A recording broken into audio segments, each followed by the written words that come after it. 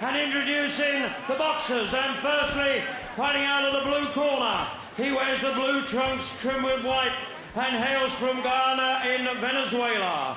He weighed in at 8 stone, 12.5 pounds, and brings to the ring a 32-fight record consisting of 25 wins, 12 wins coming inside the distance with 7 losses. He's the former IBF Super Flyweight Champion of the world, presenting from Venezuela, El Macho, Felix Machado.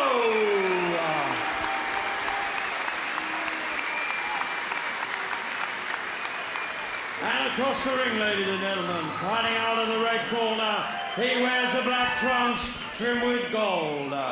He weighed in at 8 stone, 13 pounds, and comes with a 25-fight professional record, a magnificent 24 wins, 14 by way of KO, with just 1 solitary loss.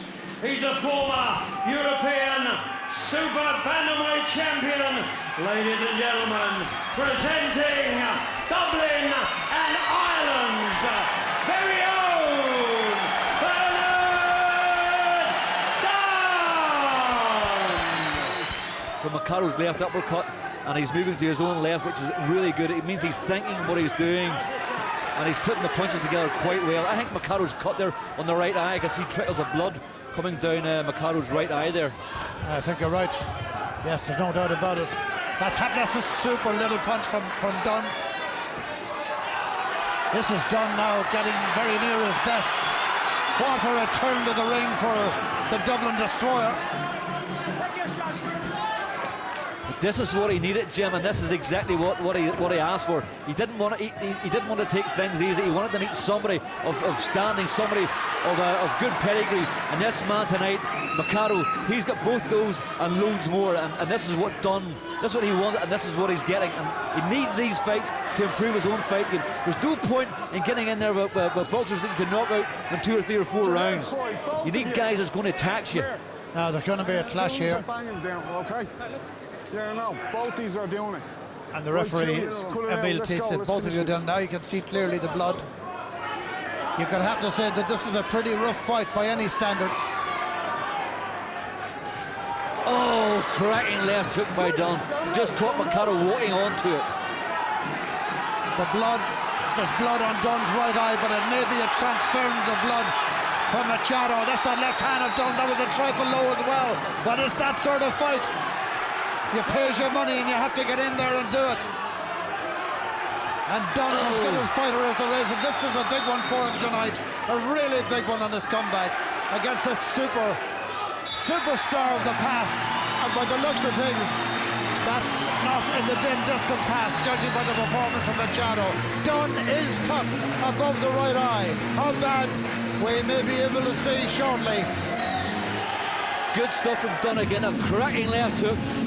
His timing now is picture perfect, caught with 2 or 3 good shots there himself, but he's giving a lot more than what he's taking. And that was another cracking left hook. You can see Macaro holding on there for grim death, because he knew another shot they got, it could have been all over for him.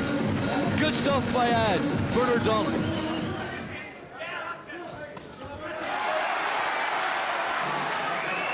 Another good left hand there from Bernard Dunne. Crowd willing him on here in Castlebar.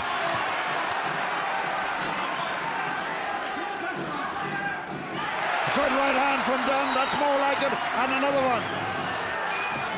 You've always been telling me, Dave Boy, that one of the things that Bernard Dunne needed was a few rounds of fights with these sort of guys from the Americas, particularly South America, and it looks like you were dead on.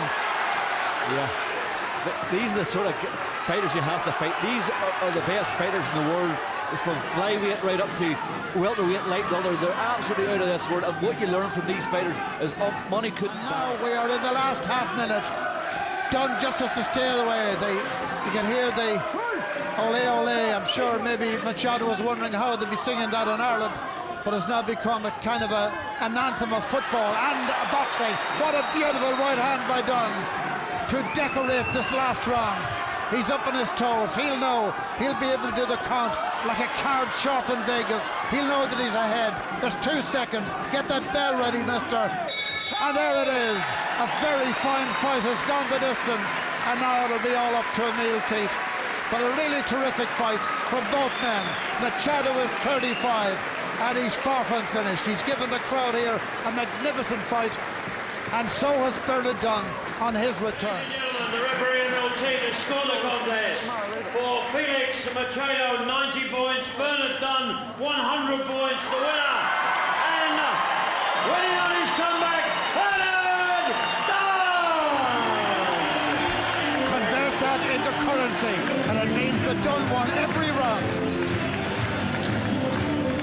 Here beside us, that was a very, very tough fight here. Yeah, you know, we expected Felix to come fighting tough, and you know, thanks everybody for the support first and foremost. I'm a bit disappointed in myself. I threw a right hand, I think it was the first round, to the body. I just caught him awkwardly on the elbow, and I don't know whether you could notice, but I wasn't using the right hand as often as I should have against the southpaw. And I think Felix may have noticed that because he kept coming forward and working on that side, you know. But I done well, you know, he's a seasoned campaigner. And I thank him for coming over and giving me the chance to fight a world-class boxer like himself, you know. When you're out of the ring for 8 months and under the circumstances and everything, and it's been a difficult time for you. So what was it like just around 9 o'clock, 9:30, when you were mentally preparing for this? I'll be honest and say I was anxious coming in, you know. It's been a long time being out of the ring. And, you know, I was looking forward to getting back in. And, you know, I wasn't sure what to expect when I come out here, you know, being on...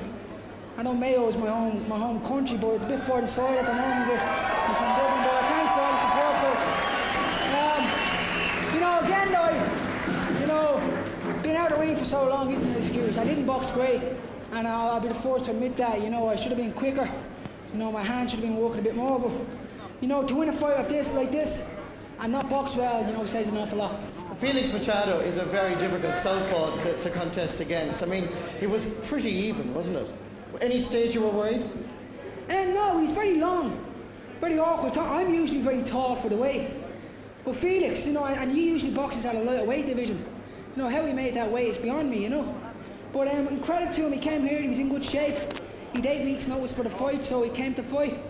And, you know, Hardy wanted me to get 10 rounds in. Maybe I didn't, you know, but it was good to get them in. Where to from here? Who's next? I really don't know. You know, I've 2 kids to go home to. I've been away for 7 weeks, so you know, I have a few naps to change. But you know, I need to get back again as soon as possible. And Brian said he's going to keep me busy this year. And you know, hopefully I'm back here boxing because it's a great venue. And you know, he's come out to support me. It's fantastic. You know, and people as well from all over the country came to follow, so it's brilliant. You know. Let me just go to Harry. Stay with us, Bernard. Bernard's very honest there. He thinks he's won but not boxed that well. What's your analysis? Oh, well, I was delighted with him getting 10 rounds, but I think everybody could see that he was a little rusty first 2 rounds. But Bernard's his own biggest critic, and he was a bit, you know, weary of himself being not performing well. But you could see after round 2, he started to get the measure. And then he did hurt his hand. We couldn't get as many red hands off as he'd like.